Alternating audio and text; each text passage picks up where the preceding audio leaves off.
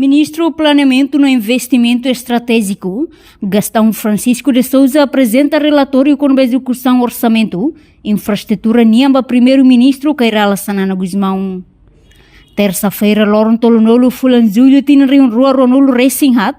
Ministro do Planeamento e Investimento no Estratégico, Gastão Francisco de Souza, lá ao encontro do primeiro-ministro Xanana Guzmão e a Palácio Governo dele. Governante informa e encontro o chefe governo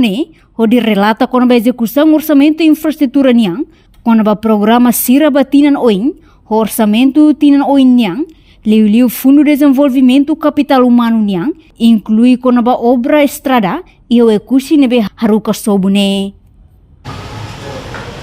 Nós halo relatório para o primeiro-ministro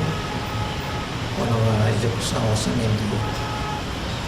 uma infraestrutura, nós programa baoi, orçamento de noi mai, quando vai fazer infraestrutura, nós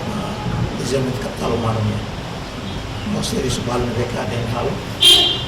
e a terreno, quando vai obra de curso estrada que halo passou, o relatório, o ministro da Carta, o relatório sai executar. Bawa yang saya dengar, namun yang itu bos ada, baik mulia lagi deh, saya sebarang mati hal, ada yang kata execução orçamento, infraestrutura sedikit, ni tenta acelerar, mas tenta acelerar com qualidade, e memang punya rekomendasi, kita baik hari ini sampai diskusi lagi, ya qualidade.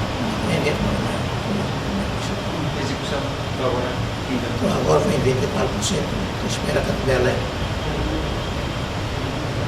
é fulanela de uma hira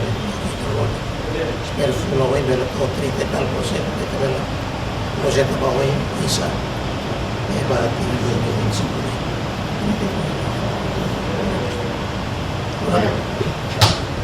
No iyo encontro chefe governo mostra ministro do Planeamento no Investimento Estratégico tem que acelerar a execução do orçamento, torretam qualidade de reportagem em Fifanya de Carvalho, televisão Timor Post.